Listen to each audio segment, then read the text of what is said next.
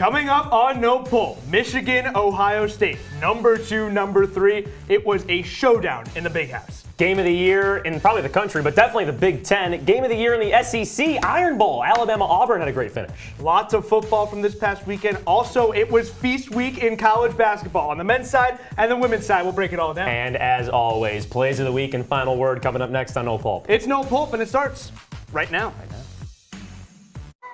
Kansas State has been on fire this year. Missouri is one of the most fraudulent teams in college basketball. And if he's fired, they're not going to fire him. He's the best player in program history. Side to Lawrence for the win! Yes! He got it!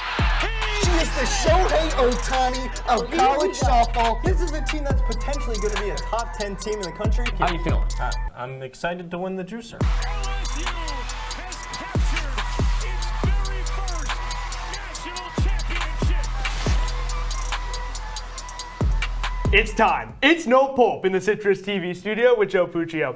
I'm Ben Spector. Lots of football to break down, Joe. We got to start with a top 5 matchup in Ann Arbor. Number 3 Michigan comes out on number 2 Ohio State, 30-24. Michigan all over the Buckeyes, but really, this was the J.J. McCarthy show. Kyle McCord did not really step up when he needed to. That's right. I feel like this game was Michigan played its style of football, which is running the football well.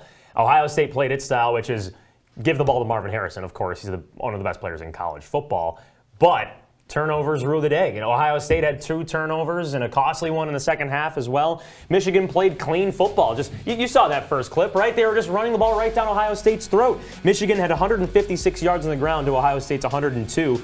But the Buckeyes somehow managed with 50 more yards than the Wolverines did. So this was just an awesome college football game. Every single year you look forward to Michigan, Ohio State, and the Wolverines can smile for the 3rd straight year. Yeah, Blake Corum just continued to show why he is the best running back in the country. Ohio State is a defense that's been solid all year. It held Penn State to just 12 points. Granted, the Nittany Lions then fired the offensive coordinator later in the season. But Ohio State, Michigan went back and forth. This is what you want to see in Big Ten play, especially as more teams go into the Big Ten. As for the playoff, though, I don't think Ohio State makes the playoff. I mean, Kyle McCord really struggled in this game. Marvin Harrison Jr.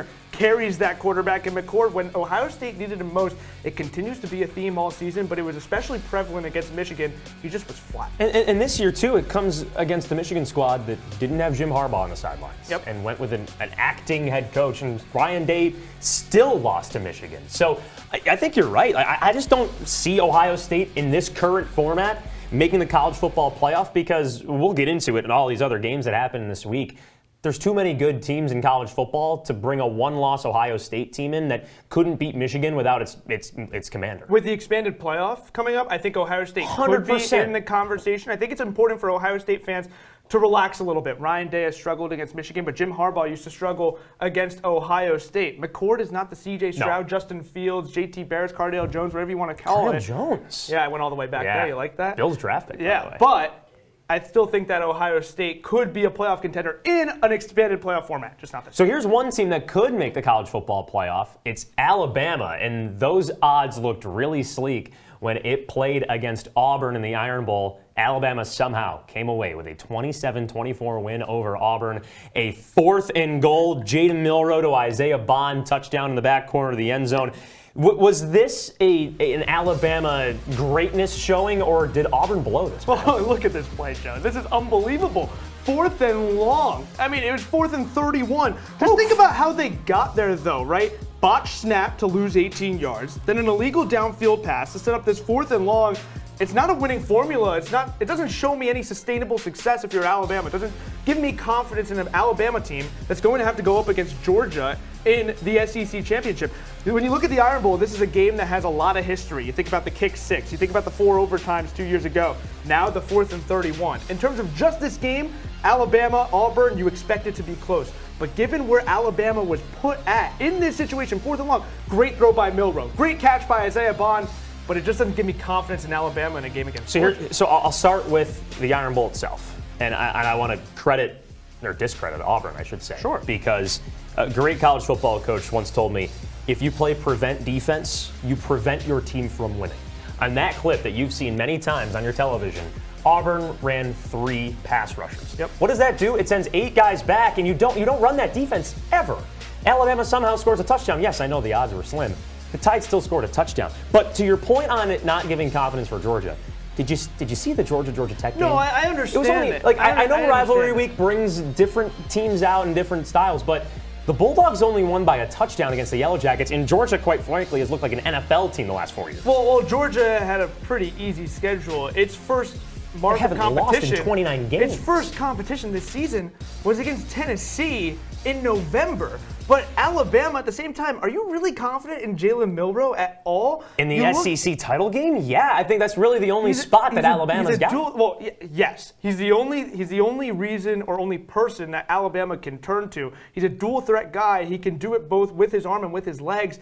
But in a championship game, I've seen him struggle in big moments, and I saw him struggle against Auburn in certain moments. I saw him struggle against Texas earlier this year. I've seen him struggle too many times for me to believe in Jalen Milroe in a championship game. I've just seen it. It's the SEC title game. You never know. Times. Now, Alabama has answers at the quarterback position. They know they're starting Jalen Milroe. Florida State lost Jordan Travis earlier this year. He's out for the remainder of the season. Even so, Tate Rodemaker and company beat Florida 24-15 in rivalry week. Are you intrigued as to how Florida State could have done with Jordan Travis? Is this a Florida State team that's different now because Jordan Travis is not the starting quarterback? 100%. I mean, got to give it to Tate Rodemaker. 12 of 25, no touchdowns. It was the Trey Benson show, right? Like, Florida State went to its running backs because they have a boatload of halfbacks to choose from. I don't think the Florida is really a world beater.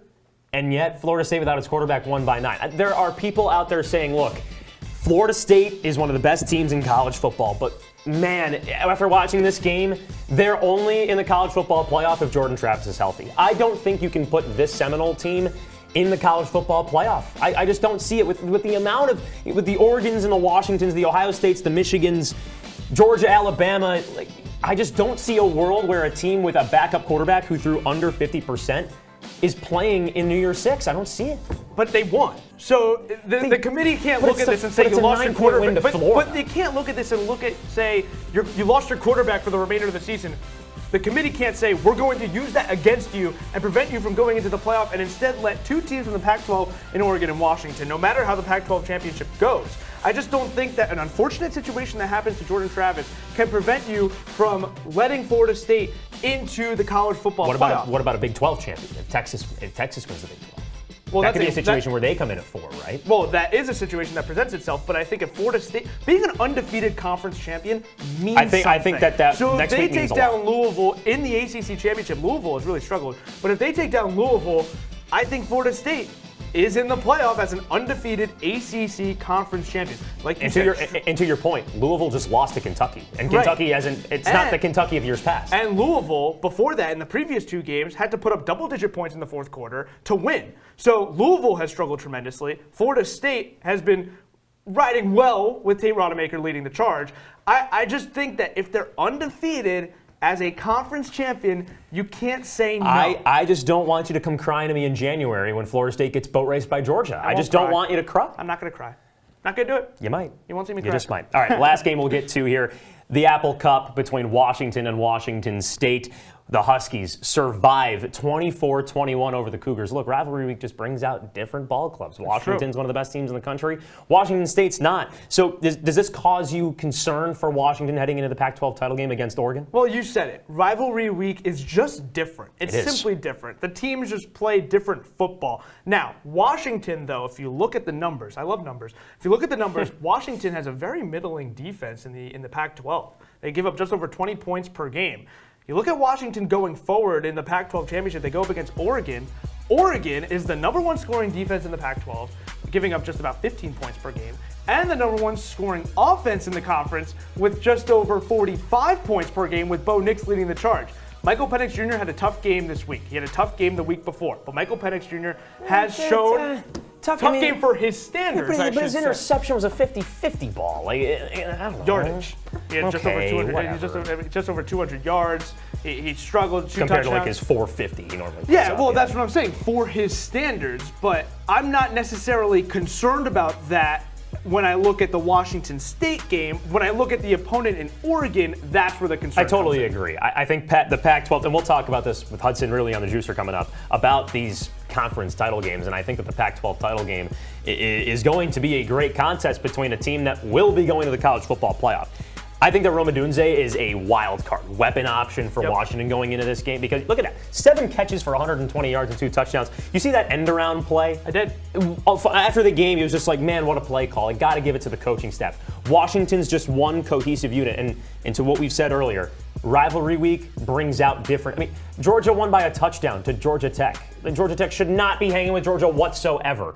But that's what rivalry week does. That's Washington almost gave up a 3rd and 17 in the second quarter. It was just Auburn almost beat Alabama. So many different things happen in rivalry week, but it's about what's next. That's right. And what's next is conference championship week. We'll break it all down on the Juicer. Hudson Ridley versus Joe Puccio.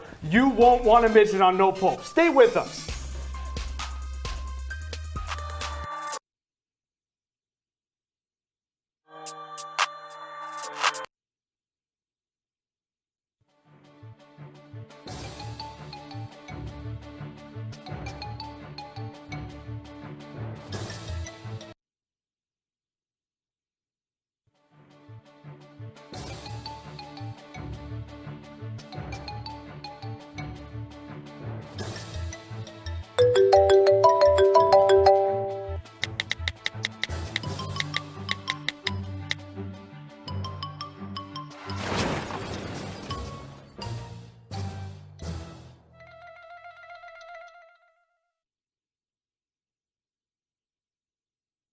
It's a beautiful day out here. Sunny today with light breezes, giving way to clouds in the afternoon.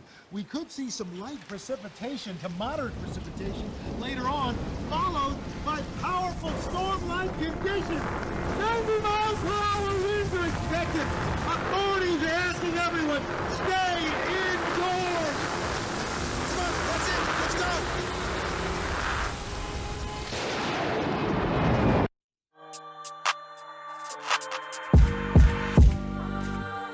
It's what you've been waiting for. The Juicer here on No Pulp. Joe Puccio, Hudson Ridley, Ben Spector here to debate college football's hottest topics. Joe, Hudson, you ready? Your head in the right space? You ready? 100%. Yep, you ready? You seem shook. I'm back, frankly. He's back. I'm back. Well, anyways, because you're back, we'll start, but we're going to start with Joe here. Which Power 5 conference title game will be the closest? It just means more in the SEC. Alabama, Georgia is going to be one heck of a football game. Let's throw some numbers out there right now. This is 2 of the top 20 scoring offenses in the country, 2 of the top scoring defenses in the country. And look, Georgia and Alabama are playing their best football right now. Don't give me that, Georgia won by a touchdown to Georgia Tech and Alabama beat Auburn by a touchdown. No, that's resiliency. That is teams when they need to win, showing that they are clutch. 1 versus 8. If Alabama wins this game, no doubt they're going to the college football playoff. And if Georgia wins, it's just another year of college football. Joe, we can deal with all the hypotheticals you want. We haven't seen these 2 teams play. You know who we have seen play? The 2 teams in the Pac-12 championship game. I'm talking about Oregon and Washington. And one of the best barn burners of the season, a 36-33 finish up there in Seattle. One of the best games all year. And let me tell you, it's going to happen exactly the same way again. Maybe a different result this time, but it's going to be a razor-thin margin. There's 2 Heisman candidates going up against each other, and Michael Penix Jr. and Bo Nix, both offenses that have shown up on the road. And earlier you mentioned Washington's defense really isn't there, but these are 2 teams that are hungry. These are 2 teams that are looking to make the playoff. These are 2 teams that are looking to send the Pac-12 out with a bang. I 100% see this being a razor-thin margin between both sides. Joe, you say the SEC championship. That's right. Hudson, you say the Pac-12 championship. I'll say it. I think Hudson has the better argument here. I like the fair. Pac-12. Michael Penix Jr. against I Bo just care Nix about better football, will that's all. be close. It'll be a back-and-forth affair. I think it has potential to be another shootout. And you said You the just word can't- barn you just can't burner. handle the SEC. You just can't handle I the love SEC. barn burners You just can't- personally. But hey, 2 more questions left. Still a lot of the juicer left to be played. Hudson, we'll start with you here. Which Power 5 conference title game will be the most lopsided? I know a lot of people are looking in a lot of different spots around the country right now for these, but my answer is simple for this. It's the Big 12, and let me tell you why. On paper, both these teams, right, they may be a little bit lopsided on paper, but let me tell you, it's even worse when you look at the last few weeks. BYU against Oklahoma State, 40-34, a game that nearly knocked the Cowboys, or the Cowpokes rather, out of contention entirely for the Big 12 championship. Then you move to Houston, Oklahoma State, 43-30 in an Oklahoma State win, just barely. They were down early. And then a 45-3 loss to UCF. Let me tell you, Texas is not playing this game. The entire offense for Oklahoma State runs through running back Ollie Gordon. You know who he's up against? The number 4 rush defense in the country in Texas. Without him, they're horrible. And that's exactly what the Longhorns are going to do, neutralize him and make this a bloodbath in the Big 12 championship game. I am I sure did. Wow. I am so surprised I got the chills. that the 2 Northwestern fans on this program aren't watching their own conference title game. The Big Ten championship game is an absolute joke. Do I need to describe Michigan to you? You know what, I will. Second best team in college football. Just beat Ohio State for the 3rd straight year, period. End of discussion. Michigan against the Big Ten West this year, a scoring margin of plus 108. Your Big Ten West, bunch of fools that play in that division. You can take all your defensive metrics on Iowa and throw them in the gosh darn river. I don't care about how good or bad Iowa is. Michigan gives up 20 points a game. Iowa scores 18. This game is going to be miserable. Iowa fans, I don't even know how you made it here. Thank goodness the Big Ten next year is just taking the 2 best teams so we can see Ohio State, Michigan play every single year when it really matters most. The Big Ten title game, I might sleep through it. You're not just going to let him just look. I love Ollie Gordon. Absolutely wild of you for just to diss not only Northwestern, but the Big Ten West. I have integrity, okay? Now, with that, I'm taking Joe. Thank you. Michigan, Iowa. Did you watch the Northwestern-Iowa game? Big Ten football. That was I did. lousy football. I did. And look, Michigan. Great defense. Yeah, but it's going to be lopsided. Michigan's so good on both sides of the ball. I'm taking Joe. So 1-1. One final question. For all the marbles, we're going to start with Joe. Okay, cool. Which Power 5 conference title game has the most at stake? Ready for this? It's the Pac-12 title game. Interesting. Okay, and I just want you to close your eyes for a second. Okay. All right. The winner of this game secures a spot in the college football playoff. I'm seeing it. I'm very visual. I'm not done yet. Okay. Snags the last ever Pac-12 championship. Wow. Okay. Brings bragging rights into the new Big Ten. Not only Can I have my eyes to shut? their by the way, the Pacific Northwest rival, but to USC and UCLA, who are also joining the Big Ten. College football is all about bragging rights and territorial bragging rights. This game has it all. The winner of this game can bring that into the Big Ten next year when you're taking on Ohio State, Michigan, UCLA, and USC and say, you know what? I won the last one. This game against 3 and 5 not only sets you up for success this season, it sets up your program for success possibly for the next decade plus. Wow. There's a lot at stake here. Right. Joe, if this game mattered, the Pac-12 would still be around next season. But This game means nothing because when you look at the slate, Alabama versus Georgia, this isn't just a normal SEC tournament game or SEC championship game. This is good versus evil. This is chaos versus destruction. If Alabama wins this game, Joe, there's no chance the committee doesn't include them on there. So the one-loss Georgia team, they've got to be in that case. The winner of the Pac-12, probably in that case. Definitely in. And then Michigan.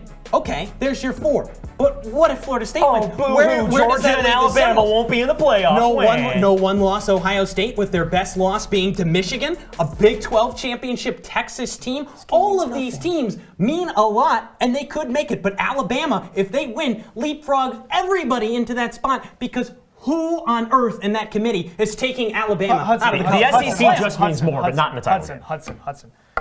You brought up so many hypotheticals. You said Georgia has to be in if Georgia loses. I don't know if that's true. If Alabama wins, a lot changes. But also, if Washington or Oregon wins, a lot changes as well. The hypotheticals are there all over the place because of the conference title games and what's at stake. The Pac-12, it's the final year. Joe wins the juicer. It's the final year of the Pac-12 conference. The winner is a conference champion, undefeated going into the playoff. I mean, that just means something. I'm like Oregon over Oregon State. You know, I won the last one. It's good. Exactly. Now you can. Last one of the year. And now you can be like, yeah, I won. Oh, I got it. I got it. I We'll got it. shake I got hands it. I got after it. the show. I But got for it. now, we're I got going it. to another break here on No Pulp. Enough about college football for now. We're talking college hoops on the other side. Don't go anywhere. I tipped that, by the way.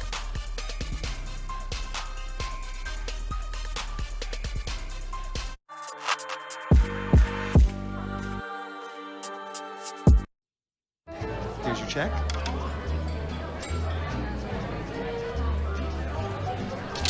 Oh, you got it. You know, since I got rid of my car, I really enjoy walking. Okay. Got it. No. Getting pulled over for buzz driving could cost you around $10,000 in fines, legal fees, and increased insurance rates. Oh, you're home early. You live with your mom? That'll set your game back a few years. Buzzed, busted, and broke. Because buzz driving... Well, Thomas, you've got pre-diabetes. But with more exercise and a change in diet, it can be reversed. I've tried exercising. It just makes me hungry for bacon. I love bacon, too. And who really likes to exercise? Not me. Me neither. Nobody. So we're good? What? Oh, you still have pre-diabetes. Big time.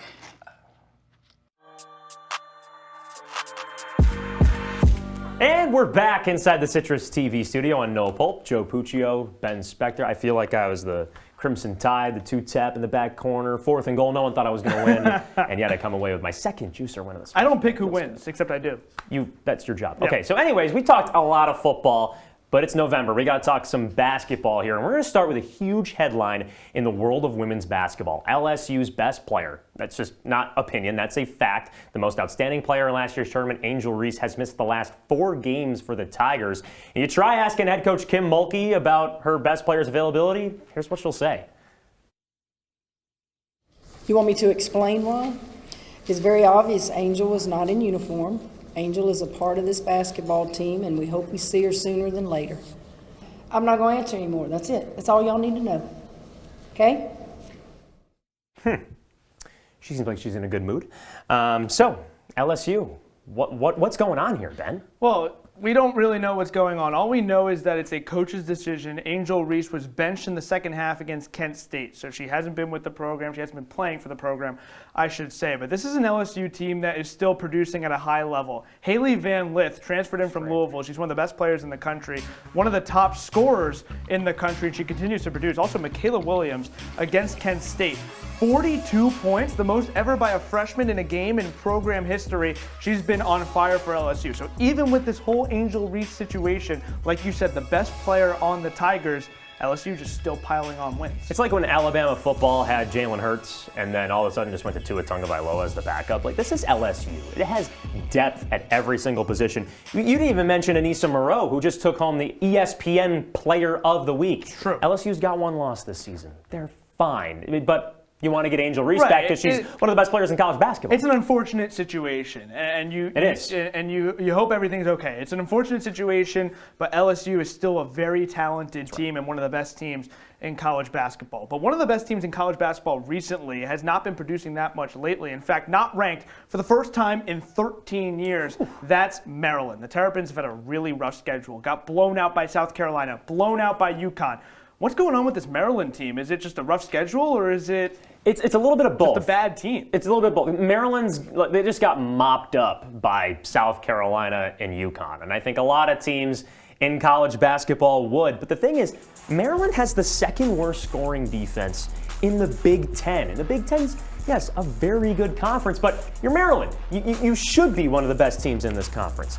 Cheyenne Sellers and Jakia Brown-Turner being an NC State transfer, are really the only bright spots on this team, both offensively and on the glass. Look, they had 1 win against Power 5 Syracuse, but it's a 2-point win at home against an Orange team that has an All-American guard in De'Asha Fair. So Maryland, it's a little bit of both, right? A really difficult schedule, but that schedule's only going to get tougher. They got to pick up the pace. And Syracuse almost won that game, except for the fact that Elena Reyes couldn't get a shot off at the buzzer, and it could have been a tie game, and they could have been going to overtime. If you look at Maryland's schedule this far, number 6 South Carolina, number 8 UConn, number 23 Washington State. Sure, tough schedule. Maryland wasn't even in those games. The Terrapins lost Abby Myers, Diamond Miller, the team's top 2 leading scorers last year. They're relying on Cheyenne Sellers to be the leading scorer at 14 points per game. Not necessarily a winning formula. I agree with you, Joe. I think it's a mixture of both. It's a roster that's really struggling to score, but at the same time, the opponents have just been that much better. I just got to wonder what happens when they play Iowa, Indiana, Ohio State. Exactly. You know, Maryland should be in that mix of one of the good teams, but we'll see if the Terrapins can turn it around. On the men's side, during Feast Week, the highlighted attraction was the 2023 Maui Invitational. The tournament got moved to Honolulu for the first year because of the wildfires in Maui, and it was a stacked field. And the number 1 team in the country came away as the winners of the tournament, the Purdue Boilermakers. What do you think about this tournament win for Purdue? Well, 5 ranked teams in the Maui Invitational. All 5 of them in the top 15, 4 of them in the top 10. Gonzaga was the lone team outside the top 10, and the Bulldogs were number 11 in the country. Look, you don't win trophies in November. You just don't. Matt Painter has a tendency to do that, though. Purdue, though, showed off, and a big reason why Zach Edey just continued to pile on double-double after double-double. Look at who they beat to get there. Gonzaga, Tennessee, Marquette. That's a tough slate for the Boilermakers to win. Marquette was number 4 in the Maui Invitational, now number 3.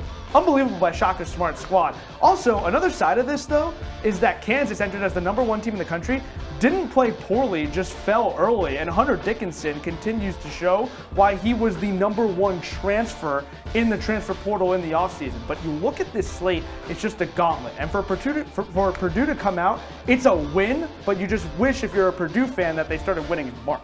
That's my entire point. I mean, Matt Painter wins tournaments in November, not March. Here's the thing, though. You look at the teams that are in the top 10, discounting the teams that were in the Maui Invitational, 1 loss between all the top 10 teams, discounting the Maui teams. I want to see how Purdue plays against those teams because, yes, they showed it here in the Maui Invitational. They played well. But we've seen in the tournament when a scrappy veteran team with guys you've never heard of take on Purdue, they fold. So can I take a Maui Invitational win for Purdue? Yes. This tournament field was insane. And the top 10 in college basketball is loaded. But what if St. Peter's was playing this tournament? That's all I think it's hard to say that. It's more Gonzaga was that team this tournament. I guess so, yeah. Graham Ike and Anton Wilson were feisty for all 3 games. Granted, in the final game against UCLA, Ike struggled, but Wilson picked it up with Anton Watson. Yes, I apologize. Yeah. Anton Watson with just over 30 points. But Gonzaga really showed off why. Something else that you should know, I thought Tennessee kind of struggled in this tournament as the number 7 team in the country. I'm interested to see what the Volunteers do going forward because they have a tough slate as well. But Tennessee, I thought, could have performed a little bit better in the Maui Invitational. They got to get there. But with 5 ranked teams, a few teams are bound to leave with frowns instead of smiles. It takes less muscles to smile, by the way, than to frown. All right, going from the Maui Invitational to the Bahamas for the battle for Atlantis. Villanova wins that in-season tournament under Kyle Neptune. Look, Jay Wright left the program a few years ago. Kyle Neptune takes over. With this win, Villanova struggled a lot last year. Are the Wildcats, I'm not going to say back, but are the Wildcats, are you confident in them going forward after this win in the Battle for Atlantis that had teams like North Carolina, Arkansas, If you cut off your question at back, I'd say no, because if Villanova's back, it means they're winning the national championship, exactly, and I don't think that's so. the benchmark. But to go undefeated in the Battle for Atlantis, and you mentioned it, right, with North Carolina and Memphis on your docket, that's incredible. Here's the thing. Big East is very good this year. UConn, Marquette, Creighton, those are all teams that are ranked higher than them. St. John's and Georgetown are interesting stories this year with Rick Pitino and Ed Cooley coaching. Providence and Seton Hall are like the gum on the bottom of your shoe. You just can't get rid of them. Let's see how Kyle Neptune does against the Big East. Yes, he performed against North Carolina, Memphis out of conference and did a phenomenal job. But the Big East is another gauntlet. It's another battle for Atlantis just with prep in between. And on the East Coast. And on the East Coast, right. Except for Creighton. But I will give credit to Villanova, though. They are a great basketball team. They showed it this week. But I guess I'm eager to watch them play in the Big East. It's not a knock on the Wildcats. I'm just ready to watch them play some more good competition. Something else that I think it's important to note, Stanford had a very interesting tournament. Peja Stojakovic's son, Andrej Stojakovic, is a freshman for the Cardinal.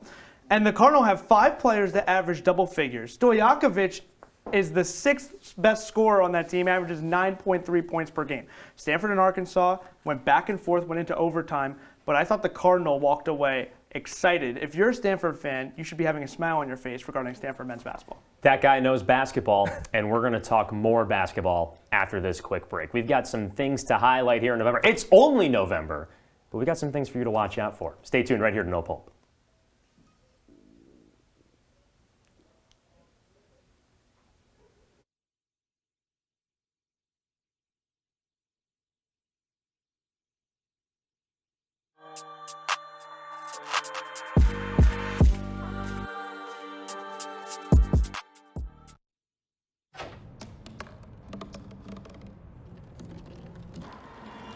Everybody has a dream.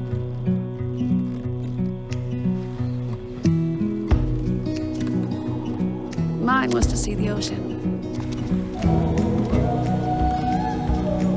And with a little help, I made it.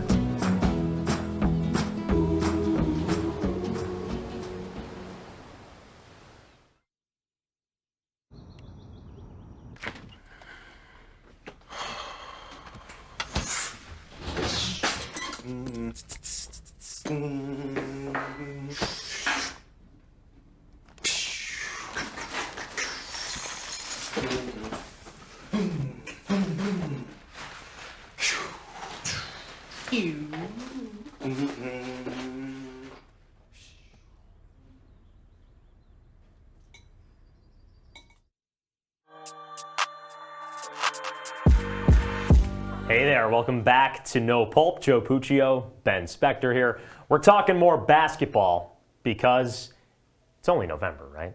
Last I checked. That guy, John Rothstein. He knows how to market a CitrusTV branded segment. It's from Earth, by the way. It is from put Earth. That out there. Not Mars, not Jupiter. It's from Earth. Shout out X. So we've got some underrated storylines that maybe you haven't been following along in November to keep your eye out for, not just for December or January, but for the rest of the college basketball season. Ben, go for it.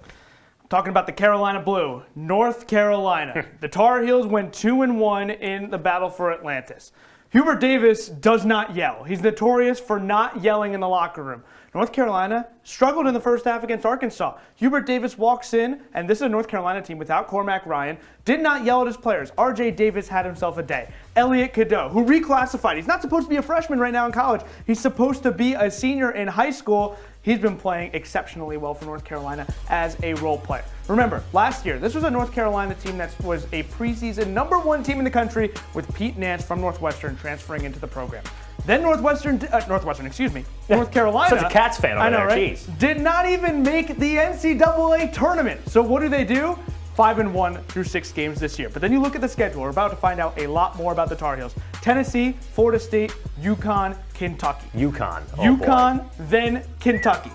So we'll learn a lot more about the Tar Heels going forward. But right now, if you're a North Carolina fan, you have to be excited with what you've seen on the floor. And I didn't even mention Armando Bacot's name in that. And if you're a Florida Atlantic fan, you're just as happy because your team, not a one-hit wonder, folks. FAU made it all the way to the Final Four last year. Everyone, great story, upsetting teams left and right. They're back at it again, folks. They're a top 15 team in the country. They returned 14 of 15 players from last year's Final Four team, including Janelle Davis and Elijah Martin. They only have one loss this season, and they just won the 2023 ESPN Events Invitational at the wide world of sports. Yeah, I got that. There you go. Down in Disney World. The thing is, Florida Atlantic brought all of their talent back. They're the best team according to the preseason polls in the American Athletic Conference. Florida Atlantic could be a 3 or a 4 seed going into this NCAA tournament. And don't be surprised if they keep winning. They could be like a Gonzaga where they only have 1 loss in a season or 2 or 3 losses. This team's back. It's the exact same team as last year, folks. If FAU is on the bracket in March, pick them. And it's November. It's only November, Ben. It's interesting because when you see these Cinderella runs in March, with FAU specifically, St. Peter's, FDU, you see all these teams have these Cinderella runs, it's very easy to forget about them early the next year. You don't necessarily get reminded about them until about February, March when the tournament starts to come together. By the way, a 96 points against number 12 Texas A&M in this here Events Invitational. These guys are legit. That's a lot of points. 96 is a winning formula. Yeah, But 96 to 89. You know who has a winning formula? Nebraska, going to another Power Huskers. 5.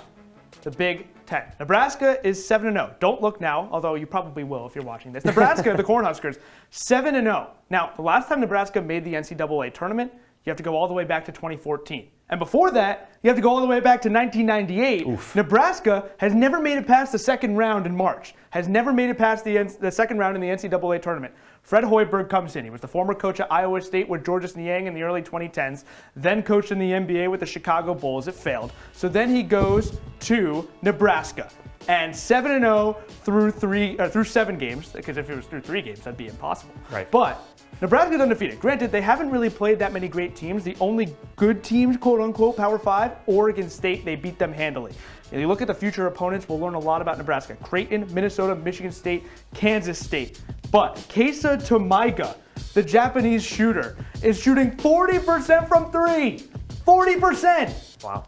That is unbelievable. Preseason All Big Ten. And I'm talking about him, it's only November. Remember his name in January, February, and even March, because Nebraska might be dancing for the first time in 9 years. I'm gonna keep it here with the Big Ten, because the month of November is all about the Big Ten, right? Especially with Ohio State. What's that supposed to mean? Well, football, right? Big Ten football. I get it. Yeah. I get it. That's a good one. The thing is, Ohio State football has had kind of 3 straight tough Novembers, losing to Michigan. But in basketball, all hope is saved. Both the men's and women's side for the Buckeyes are 5-1 to start the season. Let's start with the men's team. 5-1 this year, 2-0 in the Emerald Coast Classic. They scored 92 points against number 19 Alabama. Alabama was one of the top teams in all of college basketball last year. Ohio State men's basketball isn't ranked. They are receiving votes in the AP poll as of today. But the women's team, boy, they are in the exact same boat. The women's team is inside of the top 20 once again, and they had a stellar tournament as well. Undefeated in the Pink Flamingo Championship. It's tough to win that one. That's a tough tournament to win. Right now, the Buckeyes on the women's side have 3 scores in double figures, including the leading scorer, J.C. Sheldon. She scores nearly 18 points a game. OSU is number 16. They play in a great conference. We talked about it earlier, right, with Iowa, with Indiana. We talked about Maryland needing to step things up. The Terrapins can shoot and hit at any moment here in the Big Ten. They also have a New Hartford native and Kaya Henderson on their team. So, Ohio State's got a little bit of everything on the women's side, and the men's team too at 5-1. It's only November, but watch out for the Buckeyes in both the men's and women's games. It's interesting because the narrative always seems to be flipped, where basketball schools like Kentucky, Duke, North Carolina, or tend to be turning into football schools. Yeah. We don't really talk about the football schools or the perceived football schools that are turning into basketball schools. Ohio State. Maybe they're a basketball school. Who knows? That team. All right, I got one final moment, one shining moment, if you will, but it's only November. UCLA, the number 2 team in the country in women's college basketball, is a wagon, but with different players. This is a unique sort of connect-the-dots situation here. Jaime Jaquez, who used to lead the men's team just for the previous few years, helped UCLA reach the Final Four a few years back. He's now playing for the Miami Heat. He's playing crucial minutes, even started recently. His younger sister, Gabriela Jaquez, leads the Bruins in scoring with 16 points per game.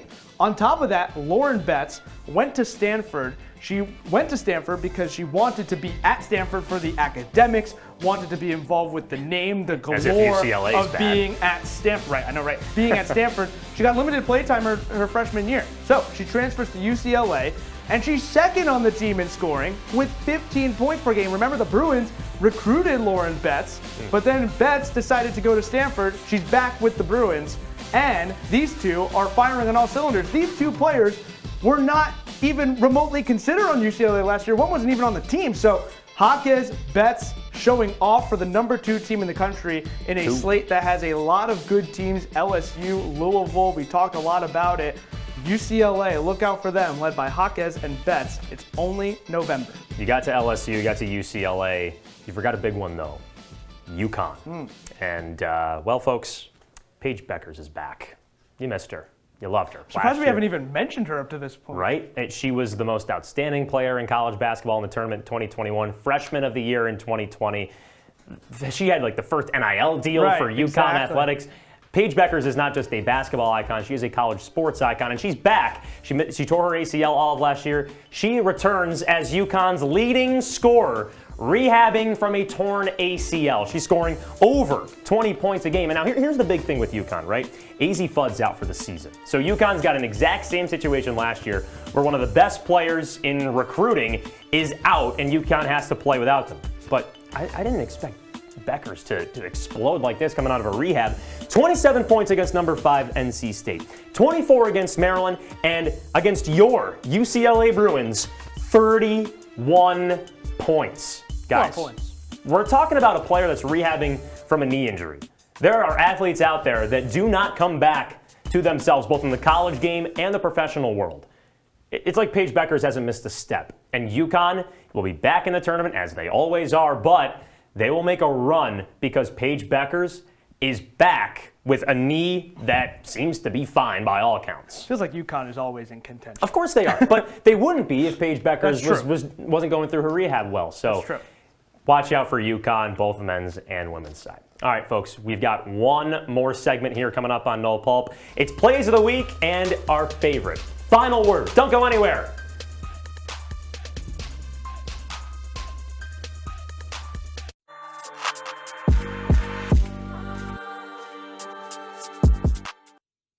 They told me a bottle couldn't dream. That I would never become a superhero.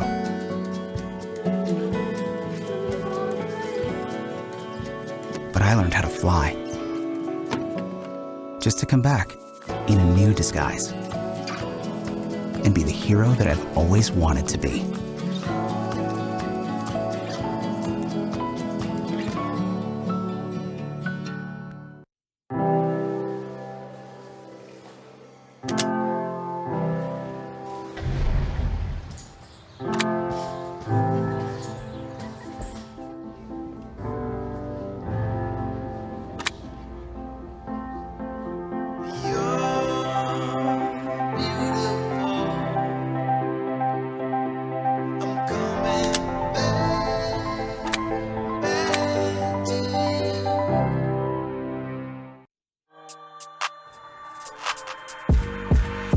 Welcome back to No Pulp. I'm Ben Spector. Look, a lot of plays happen in college sports all across the country, but there's no play like this one that you're about to see. We go to the ice rink, RIT versus New Hampshire. This is one of the most unbelievable saves I've ever seen from Tommy Scarfoni. Oh my goodness, the blocker stop. Look, that is some acrobatic stuff right there. We need to see it again in slow motion. He should not have saved this puck at all. It was an open net, and he dives to the other side, makes the blocker save. That is unbelievable.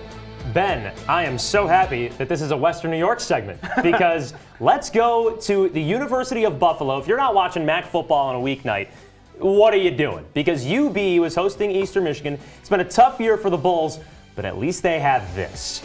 Marlon Johnson, throw to the right, easy catch right. Whoa! Jumps over a standing defensive back on Eastern Michigan. Look, it's been a tough year for the Bulls, right? And they lost 24-11 to the Eagles at home at Alumni Stadium. But oh my goodness! Marlon Johnson just created some clips for the University of Buffalo to send to recruits. That is a quality play from UB, and let's see how this helps the Bulls in the future. That hurdle was quite impressive. All right, final word time. And look, it's time for us as a country to take a step back and acknowledge the job that David Braun has done in his first year as head coach at Northwestern. Look, Braun was put in an impossible situation. Now, let's go back to this past July. Over the summer, the Wildcats fired 17-year head man Pat Fitzgerald amidst hazing allegations within the program.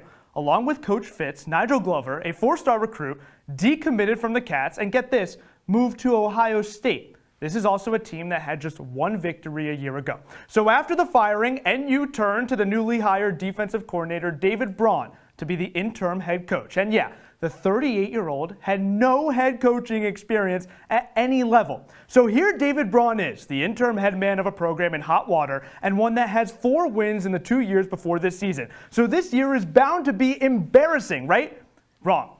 2 weeks ago, Northwestern took down Purdue to become 6-5, and that's right, bowl eligible. Then in the final game of the regular season, NU took down cross-state rival Illinois. The Cats finished 2023 7-5, and Braun's interim tag, it got removed. The first-year head coach is staying in Evanston. Just months ago, Northwestern was a program that may have needed years to get back to relevancy. But in reality, it was months away from a right to a trophy. Braun brought confidence back to a program when it needed it most, and students should be ready to pack a renovated Ryan Field in a loaded Big Ten next season. Look, rivalry week in college football is one of my favorite times in all of sports. One game, one weekend, each year, you hold the bragging rights over your enemy for the next 364 days. Ohio State, Michigan, and the Iron Bowl are always anticipated matchups, but one moment this weekend made me realize we're losing a piece of this love next year. When the Oregon Duck and Benny the Beaver embraced during the Civil War, it signaled the uncertain future of this entertaining rivalry in the Emerald State. Man, that makes you cry. I just want to remind the schools to do whatever they can to keep these rivalries afloat. Yes, UCLA, USC, Arizona State, they will stay together with these conference realignments. But games like Washington State, Oklahoma, OSU, and Oregon State might never be played again, and that can't happen. Florida and FSU are in different conferences. Same with Georgia and Georgia Tech. Rivalries should not care about state lines. They should care about state lines, not television deals with conferences. What separates the college game from the pros is territorial bragging rights, up for grabs each year, and it shouldn't go away. I definitely agree. Thank you so much for tuning in to No Pulp. He's Joe Puccio, Ben Spector. We'll see you next time.